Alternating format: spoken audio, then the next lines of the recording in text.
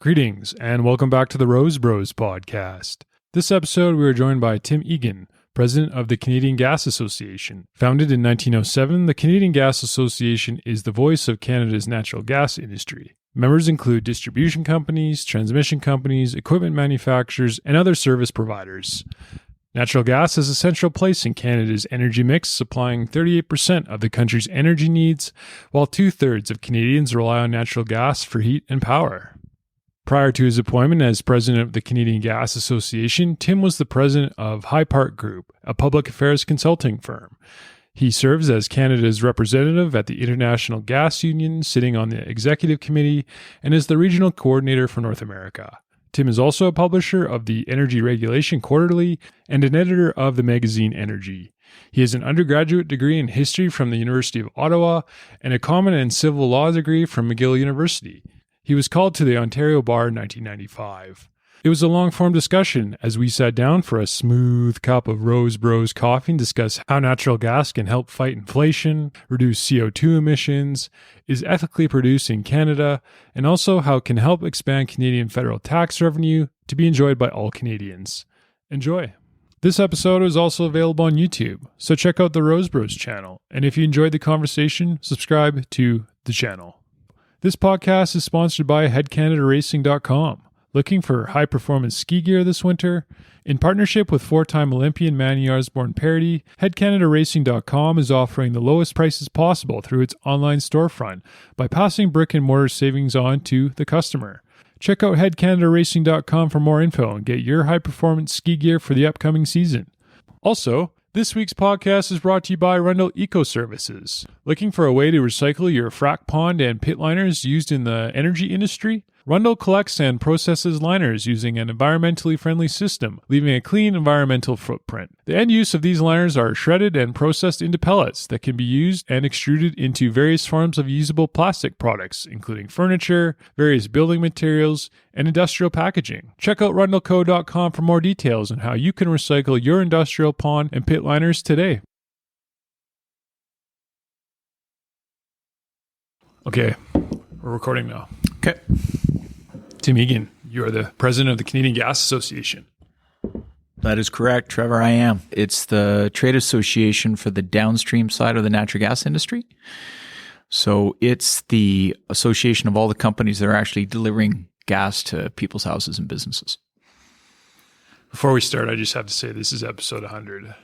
Oh, wow. So it's a proud moment. It's your centennial. Congratulations. Yeah. I'm honored. Yeah. It's a big deal for me. Yeah, I bet. That's a lot of work. It is. You're a lawyer by training? I am. Went to law school and pretty quickly decided that I wasn't really interested in practicing law, though. And I put out my own shingle to do public policy research and analysis. And that eventually led me to the energy industry.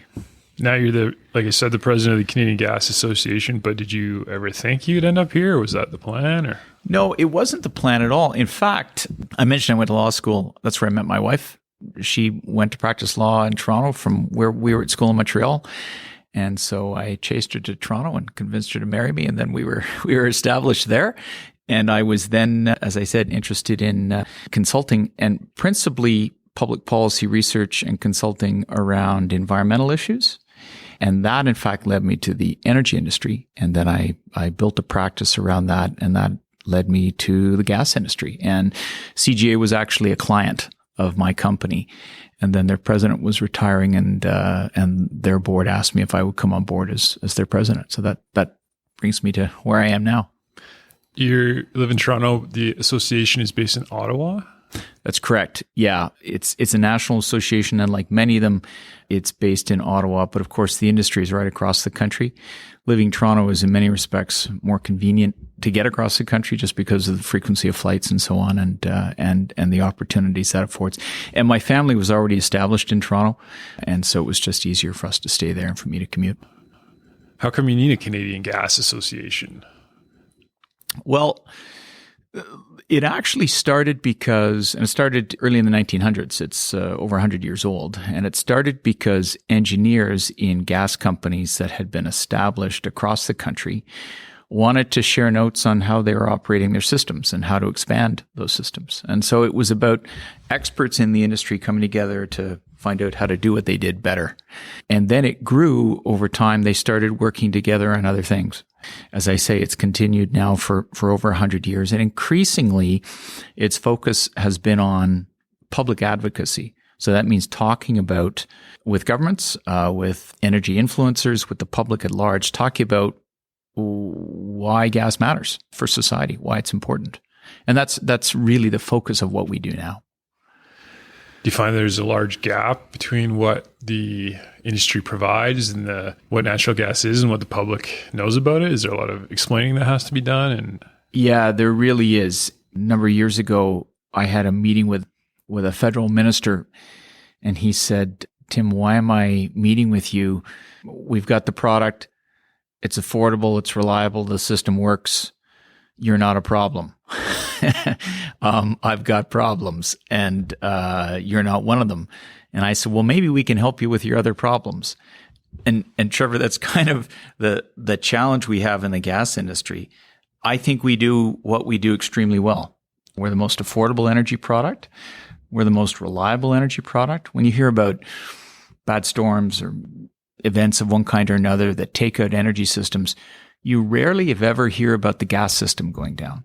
You hear about the electric system going down, or you hear about other supply systems going down. But the gas system is extraordinarily reliable. It's the most affordable energy by far. And so people, I think, just kind of taking it for granted. We're roughly 38% of the end use of energy. So think about it this way. If you use 100 units of energy, 38 of them are natural gas. Only about 20 of them are electricity. But electricity tends to dominate the public conversation on energy. And so we're often playing catch up in terms of public education. People don't even know they use us or many of the ways they use us. I've had a lot of people in energy on this podcast, and I didn't even really know what the Canadian Gas Association was. But it represents a multi-billion-dollar industry, essentially a multi-billion-dollar product. That's correct. It's an enormous factor in the well-being of Canada's economy because, look, we're a resource-rich country. If you're going to develop your resources, you need a lot of energy, and we've got it. And we're in the business of delivering that energy to those businesses, to those industries, and to homeowners. You know, one of the biggest things. When do people think more about gas, if they think about it at all? In the winter, because overwhelmingly we're about heat. Right? That's what we do. You know, we generate heat. You really appreciate that gas furnace when it's, minus 30 somewhere in the middle of winter in Canada. You don't think about it until your bill shows up. That's true. And this year, that's becoming more of an issue because energy prices have gone up a lot. So people are looking a lot more closely at their energy bills the way they're looking at everything else in the face of inflation. So that definitely draws attention to our industry more than other times. Why is natural gas a good fuel source compared to, say, coal or any other alternative? Is it because it's cheaper or is it better for the environment? What makes it good? Yeah, so it's kind of an all of the above, I think. It's definitely cheaper. As I mentioned, it's the most affordable energy source in Canada. It's remarkably abundant. We have literally hundreds of years of supply, and those are government numbers. Those are not, industry pitching a story here. Those are based on federal government assessments, and I think those assessments are really conservative. I think our supply picture is even more robust than that. So it's really abundant. It's affordable. It's actually just about everywhere in the country. I mean, most of our gas comes from Western Canada, but it's actually available in many regions. And then the system we have to deliver it is one of the best in the world. We have literally hundreds of thousands of kilometers of transmission and distribution pipe. It's an underground road system, right? That's delivering energy to homes and businesses, and it works seamlessly. So that's a huge advantage. So those are some of the advantages. You mentioned the environmental side. We think that the environmental benefits of gas are just not particularly well appreciated. So that's increasingly a focus for us, especially around the world when you look at the fact that there's still hundreds of millions of people who are heating with wood or dung, when there are cities with major air quality issues, issues that just don't exist in Canada. And our use of gas is a main reason we don't have those problems. If you were to contrast to say coal in terms of CO2 emissions or methane emissions, is it stark in contrast, or how do you frame it that way? It's significantly lower. When you burn natural gas, your only byproducts are CO2 and water, right? So it does emit CO2, but significantly less than any other hydrocarbon burned. And it doesn't emit the other things that other hydrocarbons can emit. Now, like any hydrocarbon in its use for energy, you can put in place systems to clean up the emissions, right? So people talk, especially here in Alberta, about clean coal facilities. What that means, you got really good scrubbers on the plant, that are making sure that when it burns, you're putting as little stuff into the atmosphere as possible. The advantage of natural gas is that there's so few emissions in the first place, because it's, as I say, it's CO2 and water. Remember, the molecule is very simple. It's CH4.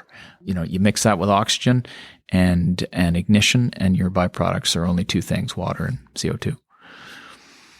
Another way it's framed, like I said, sort of is it's a good transition fuel too, in the sense of emissions and whatnot. Is that maybe a sort of a marketing strategy that you use for natural gas, or a way to frame it? It is. I don't like to talk about transition fuel or bridge fuel because unless I can say that's a really, really long transition or a really, really long bridge, I can't see the other side of that bridge. The reason being, gas is such a flexible energy source. It's so adaptable in so many circumstances. So, for instance, say you want to develop a lot of solar and wind electric power generation. The challenge with both of those, or with all renewables, even with hydro, is storage, right? How do you actually store the energy? And related to that storage challenge is how quickly can you turn that system on and off? And is it always there for you? The thing about gas is you can store the stuff, and when you're using it for power generation or for heat, it's available instantaneously in a way other fuels and technologies are not. So that's an enormous asset. And so if you think about long-term, as much of the public policy conversation is about how we use more renewables in the long term, well, those renewables are going to need backup. Because when they're not available or when they're in short supply, you need something that's going to make sure that the lights don't go off, that the heat doesn't fail. And gas is that critical backup. So almost everywhere in the world where you see a significant build out of solar or wind or anything else like that, you also see a significant build out of gas capacity. So that goes to my point that I don't really see it as something that we're going to stop using. I see it as something that we're going to be partnering with a variety of other things over time to supply the rising energy demands that just keep growing. Yeah. I mean, global energy demand is forecast to grow significantly for a long, long time. Not only is the global population growing, but more significantly, the number of people in the world who are achieving a better quality of life is growing. And ready access to affordable, reliable energy is fundamental to a good quality of life. And everybody deserves that. So Canada can be instrumental in helping deliver that to people around the world. Directly correlated to the quality of life. Absolutely. I like to say that in Canada, we've achieved this remarkable outcome. We've got a very small population over a massive piece of land with pretty lousy climate a lot of the time, and extremes of temperature, a lot of rock, a lot of swamp, a lot of forest, and we've made this fantastic quality of life. And we've done it because of our very smart use of things like natural gas. And I think it's a quality of life that we've demonstrated can be achieved under just about any circumstances. Demand side is fine. There's no issue in terms of how much or worry about demand, but do you ever worry about the suppliers in the sense that there's just so much natural gas and it can be hard to make a business out of it? Well, it's a market. So, as prices go up, that's a trigger for the producer side of the industry to go find more supply. and to apply their ingenuity to developing the resource base more fully. I mentioned that we've got several hundred years of supply. That's an extraordinary volume, right? But quite apart from that, there are other gas resources out there still. So, for instance, there's something called methyl hydrates. Methyl hydrates are a form of natural gas found principally offshore on continental shelves. The volumes of methyl hydrates are estimated to be in the thousands of years of supply. So absurdly large numbers. Now, right now, it's not considered economic to develop most of those, but technology constantly evolves. 20 years ago, we assumed that shale rock and all the gas in it was basically inaccessible, but then technology evolved and we made it accessible and we made it economically accessible. So there's no reason not to assume that human ingenuity applied to the next potential supply couldn't deliver an enormous increase in what we see. So we don't talk about how we're running out of this stuff anymore. 20 years ago, everybody was saying we were running out of these fuels. And I think that conversation has disappeared because we have been so ingenious in how we developed the resources that there are. In addition to that, you can look at things like renewable natural gas. So natural gas is just a methane molecule, CH4. Renewable natural gas is that molecule generated from things like waste disposal facilities, water waste facilities, agricultural waste, or wood waste, which arguably are perpetual supply sources, right? And when anything breaks down organically, it produces methane. That's the very same methane as the methane that we might take out of a well. And so it can also be put into the system. So, the really cool thing is that we found a fuel, we've got multiple supply options for it, and we've got a means to deliver it to end users. And we think that the opportunity to continue to build on that for Canada and the world is huge. Well, on the supply side, the fact that there is infinite supply almost makes it very hard for companies to make a profit. I think it was last week, natural gas in Western Canada went down to $1 compared to in the US where they were selling for, say, $9. So there's that. It's great that we have tons of it, but how do you think about it in terms of industry and actually making a profitable business out of it?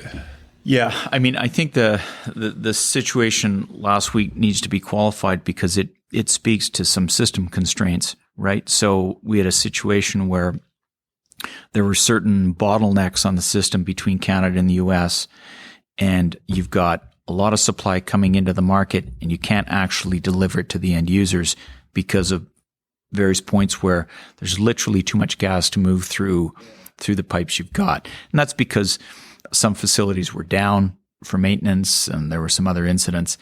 That's why it's critical to constantly be building out new infrastructure, right? So that as we grow as a society, we can actually deliver the energy we've got. And so what you had was, and we had this last year for Canadian supply as well, literally a glut of supply. And if you're a producer, the stuff is coming out of the ground, you've got to continue to put into the market. You're going to be lowering your price in an effort to get it out there. And so the Canadian suppliers were victims of that particular constraint at the time. But again, because it's a market, those conditions change up and down. And what we're interested in is saying, okay, how do we make sure that those swings are as small as possible? There's as little volatility as possible because that's in everybody's interests. And that means, like I said, constantly looking to how you build out more infrastructure, making sure the regulatory framework's efficient, making sure policymakers understand what we do as an industry, making sure consumers understand what we do as an industry. And that's a constant task. Yeah, I'm preaching to the choir with you, but it seems like when you compare Canada to the US, where you're getting $9 for an MCF, or Europe, where, I don't know, it's like 30 or 40. It just seems like a broken market. How do you address that? How do you fix that? Well, in the global market, yeah, I mean, historically, we've never talked about a single global market for natural gas. Talked about an emerging Asian marketplace. We've talked about a European market. We've talked about a North American market, other regions with smaller markets. Increasingly now we're talking about a global market, and that's because we've upped our ability to move gas around the world. So those little regional markets are suddenly connected. When markets are connected and you have a fully integrated market, prices tend to level. So that's globally. In North America, same thing. I mean, we've got a couple of energy hubs, which are, the main points at which price is determined. And it's because that's where, a lot of gas comes into a particular point and then moves from that point to other markets. So we think of there's a hub here in Alberta. There's the biggest hub in North America, which is Henry Hub out of Louisiana, and that's where prices are set. Usually those North American prices are pretty similar. To your earlier point, recently we had $9 gas in the US, $1 gas in Canada. And that's because, again, those markets were effectively severed, and they were severed because there were constraints on the system. So what you got to do is constantly remove those constraints. And that means building LNG tankers so we can connect the global market, or building more pipes so we can connect the North American market. That's the best way to avoid those distortions. In simple terms, Canadian gas is priced so low because you can't get it to market, but you also can't seem to get anything built. So how do things get built? I know you don't want to build through rainforests and all that, but how do you get the message out that we need more egress? Yeah. It's a huge challenge. As you said, you don't want to build through really sensitive ecological areas. But in my experience, when you bring people who object to infrastructure to places where you're actually building that infrastructure well, you lessen the opposition. So, for instance, there aren't any nuclear power plants in Western Canada, right? There are a fair number in Eastern Canada. And the communities that have those nuclear power plants tend to be very, very pro-nuclear. Now, that seems odd. You'd think if you were closer to the facility, you'd object to it. The reality is the people in that local area have learned a lot more about how you manage a nuclear plant, realize how safe it can be, realize how well managed it can be, and the economic contribution it represents, and support goes up. And I think it's kind of the case with infrastructure anywhere. When people really understand how well we can build infrastructure, like when they realize how safe a pipeline actually is to move energy, when they realize what the pipeline industry contributes in terms of, be it direct support for local communities or indirectly because of what it contributes to the tax base and so on, then support goes up. But we have to get much better at communicating that. I think as an industry, we've not done a very good job of communicating that. And those who are opposed to the use of fuels like natural gas have been really good at communicating. and I think, to be blunt, they've created a kind of fear culture, which I think is an inaccurate portrayal of how things actually are. But boy, it's been effective with the public. What you don't want is a $5,000 electricity bill at the end of the month. And that's what natural gas prevents. That's correct. On average, across the country right now, you're paying about a third the price for gas on a per unit of energy basis that you would pay for electricity. That gap, we see it as widening because it's expensive to build electricity infrastructure. Look, I'm all for electricity. We need it. We're in a room with the lights on and we're using mics, right? That are dependent on electricity. But electricity is a technology. And the technology, in turn, relies on fuels. A big key to improving people's understanding of gas is to make sure they understand that distinction between technology and fuels. There are a whole variety of fuels out there. Uranium's a fuel, water's a fuel, the sun provides a fuel, wind's a fuel, natural gas, oil, wood. How do you use those fuels to turn them into either electrons or gaseous molecules or liquid molecules that you're going to use as a consumer? The better we do that, the more we can keep energy affordable. And I think fundamentally, society's well-being turns on its energy being affordable. Have you found that's probably the most effective way to market your product is affordability to the average Canadian, or how do you approach it? Affordability is by far the clearest attribute, and the attribute that I think ultimately matters to the consumer. People are concerned about the environment. They're concerned about reliability. They're concerned about safety and security. But at the end of the day, if they can't afford things, they get really, really angry, right? Now, so we always like to talk about a kind of three-legged stool of affordability, environmental performance, and call it resilience, by which we mean both, security and reliability and so on. And you want to think about all three of those at all times. And that's what we're trying to do. But I'd say, and we can see that in the present moment as we face inflationary problems here in Canada, the price of everything is rising, but the fundamental input to everything that is also rising is energy, because everything else depends on energy. Right? The price of a pound of butter turns on, in part, what the cost of transporting that butter was to the end user, or what the cost was of producing that butter for the farmer. So, right now, it seems like there's kind of a vicious circle in terms of inflation is being spurred by high energy prices, but at the same time, a lot of policy is not allowing supply to get developed, so you're getting a supply crunch. How do you think we get out of that? Is it just by allowing more supply to come on the market and lowering prices, and hopefully inflation comes down, or what do you think? Yeah, I think that is a big part of the answer. I think you need to allow markets to function, and part of allowing markets to function is allow them to send signals that can be responded to. So by that I mean, the price goes up. Smart business people are going to say, let's bring more supply into the market, because a market's supply and demand. How do we bring more supply? We build the infrastructure. How do we build that infrastructure quickly, right? Well, what's the roadblock to building infrastructure quickly? It's a regulatory and a policy roadblock.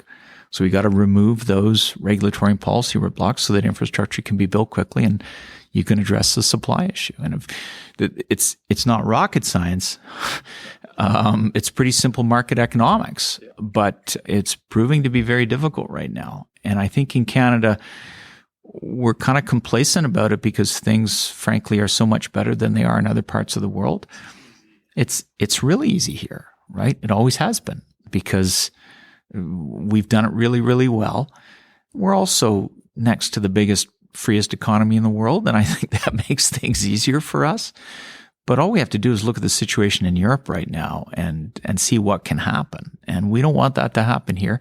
We don't want it to happen in Europe. We want to be helping Europe. I think that's what's key. Why is gas so much? Why is it worth so much more in the USA? Why are they getting? Is it just simply the egress in the USA compared to Canada, or is there other factors that kind of go into that? No, I think that's a huge factor. I mean, we produce about, the quantity in a sense is irrelevant. But we produce 6 trillion cubic feet of gas a year, and about half of that we export to, a little less than half of that we export to the United States right now. The other half is for domestic consumption. At that rate, we have enough gas, as I said, for several hundred years. So we could significantly increase that production if we had a place to put it, right? Which means more egress. Now, that egress is either going to be into the U.S. by pipe or offshore by liquefying it at ports on one of our coasts and sending it on tankers around the world. Which we don't have right now. We don't have. Yeah. And in fact, nor do we have more pipes to send more gas into the U.S. So as a consequence, we're kind of sitting here literally dripping in this stuff, right? And we can't help the people who want to be helped by it. In the U.S., they're building infrastructure like there's no tomorrow. Even with a government that has as aggressive a plan on emission reductions as ours, right? The Biden administration has targets that are very comparable to those of the Trudeau government. They're still building. They're still building like crazy. They're approving new LNG facilities, and they're exporting, and U.S. production is at record highs, all-time record highs. So you kind of sit here and say, shouldn't we be benefiting from some of that too? I think a lot of people don't understand the tax revenue that's available to all Canadians from this product too. It's not just the people in Alberta. No, not at all. I mean, it's a huge source of federal revenue. Yeah. Right? Plus, let's face it, every person who benefits from the economic growth that comes from affordable energy is the taxpayer, right? And when those people are doing better, that's generating more taxes, which then underwrites the variety of public services we all benefit from. So it really is a rising tide. It raises all boats.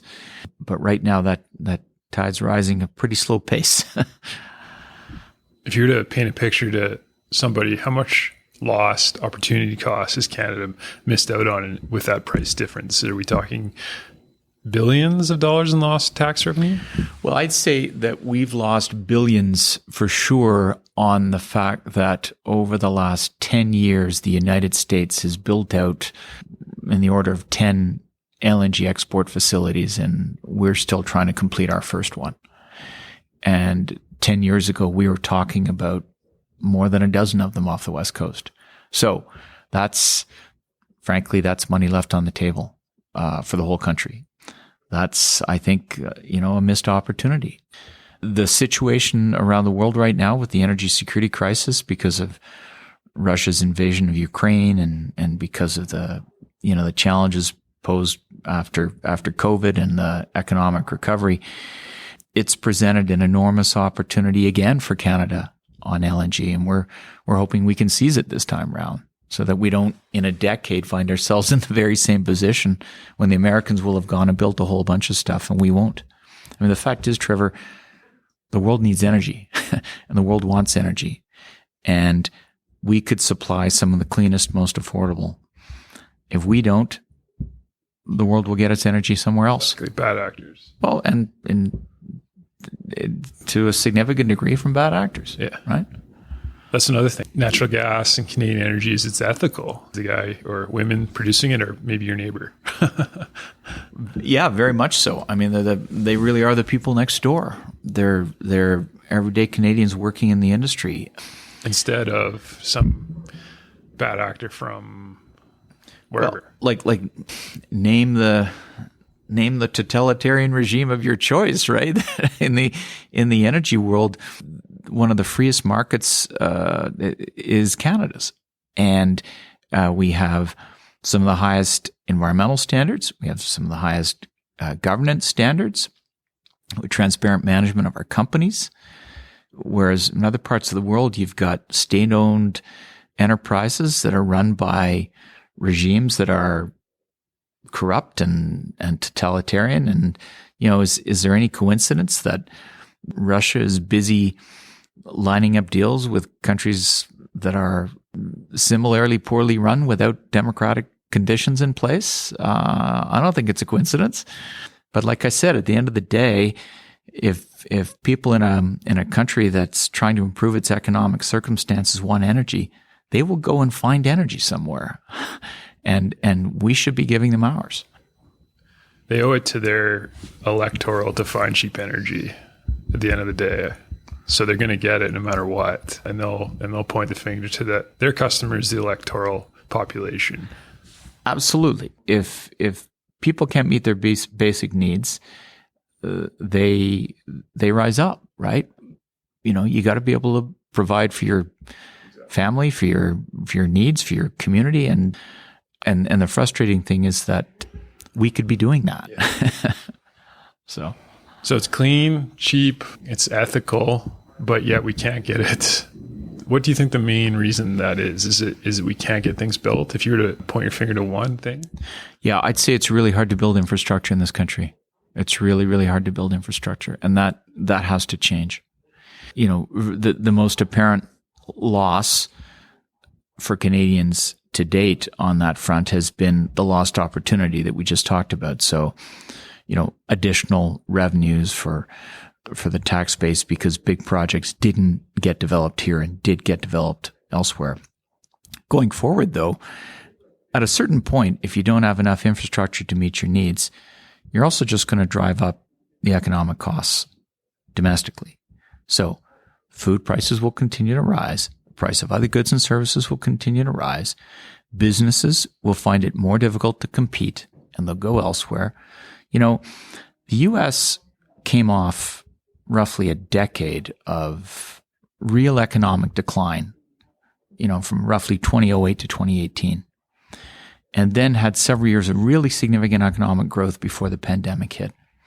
And that economic growth was triggered by a policy framework that allowed infrastructure to get built. And, all of those states that have gone through that difficult time are hungry to continue to grow. And they're busy trying to recruit Canadian businesses. They're coming up here and they're saying, we can give you lower taxes, a friendly environment. We're determined to grow. We're business friendly. We want your dollars. And it's really frustrating, I think, as a Canadian to see that happening. I mean, we should be growing.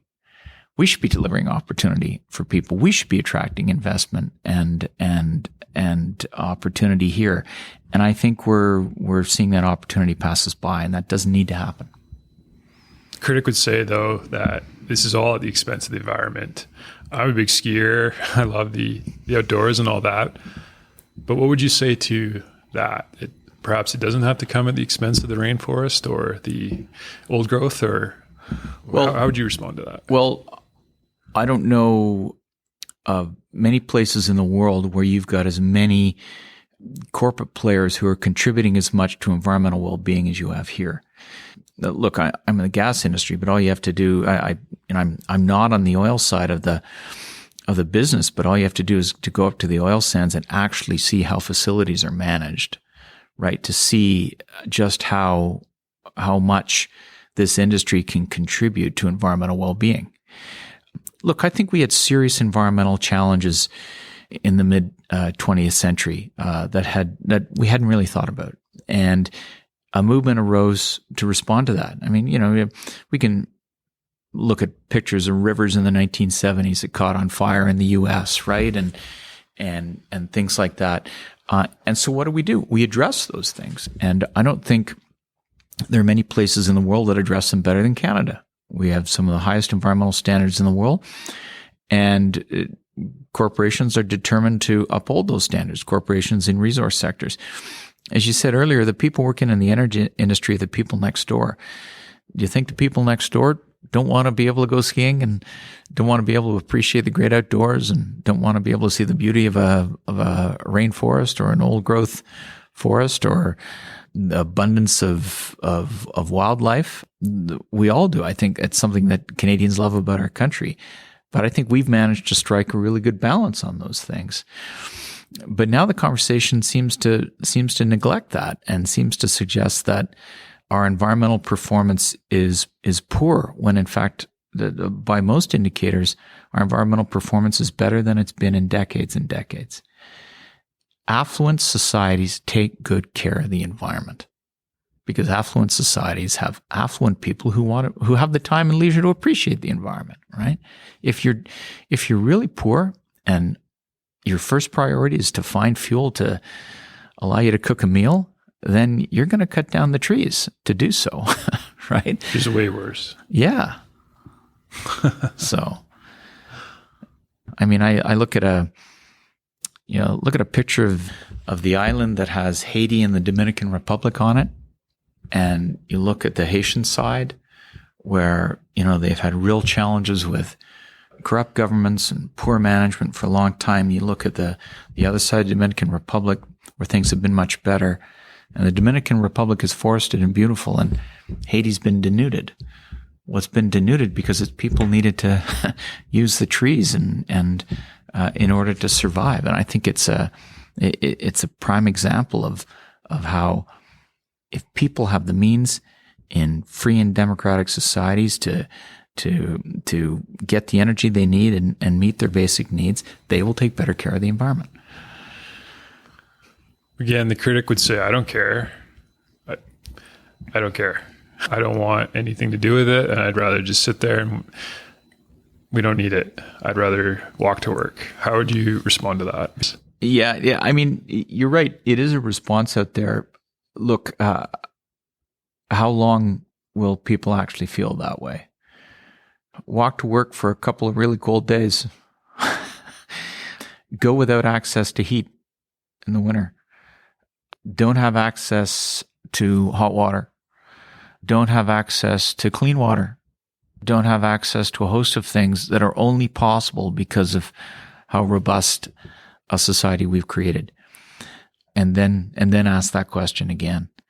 I think some people operate under the illusion that somehow the environment is separate from the human condition. And the fact is the very fact that we're here means we affect the environment.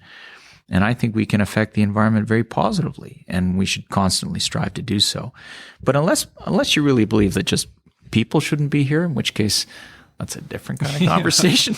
It goes down that way. Yeah. Well, it seems to at times, doesn't it? Where do you stop? But where do you stop? Yeah. And I want to be here. I want my kids to be here. I want them to have the opportunity to decide if they want to have kids to be here, right?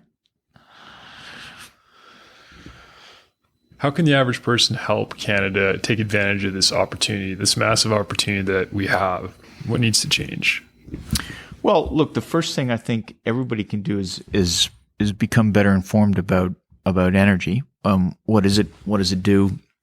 And so that they can make more informed decisions in their engagement in the public square, right? When they're involved with municipal or provincial or federal politics. And then, when you become better informed, if you agree that there's a problem and we should be doing more to address that problem, then engage with those elected officials. Call your MP, your MLA, and say, look, this needs to go forward and you should be supporting it. Politicians respond to what their voters say to them. And if voters stand up and say, this is good for Canada, I want it to happen, your elected officials are going to pay attention to that. And I think more of us need to do it. It's I think a chance to get more engaged in the democratic process, actually. I mentioned earlier that I think we're kind of complacent. It's just been so easy to just turn on the switch and the lights work. Turn on the thermostat, the heat comes on. Turn the key and the ignition goes on, your vehicle works. But there's an awful lot behind that switch, that thermostat, that ignition key. I think we can all learn more about that, and in learning that, be more able to be engaged in the public conversation around energy and how we use it. We all want to be using energy in cleaner ways. We all want to be keeping things affordable, keeping things reliable. So there should be a constant conversation about all of this. I think that's really, really important. And that's why I appreciate the chance to do things like this podcast now, because that's part of my job to help with that education process, but we need more of it. Well, thanks a lot. I think this is a very good conversation and really helps to understand for anyone listening the ins and outs of natural gas and why the Canadian Gas Association exists and the reason for it and how people can help. And thanks a lot. My pleasure, Trevor. Thanks for the chance to chat with you. I really appreciate your time. No. So, you also have a nice suit on. So. Thanks. I never know when these might be video as well as audio. Makes me look bad. So thank you. All right. My pleasure. Bye-bye. That's it. Thanks for listening, everyone. Hopefully you enjoyed the episode. If you liked what you heard, check out roadsbros.ca, where we will have upcoming shows. Until next time, happy coffee drinking.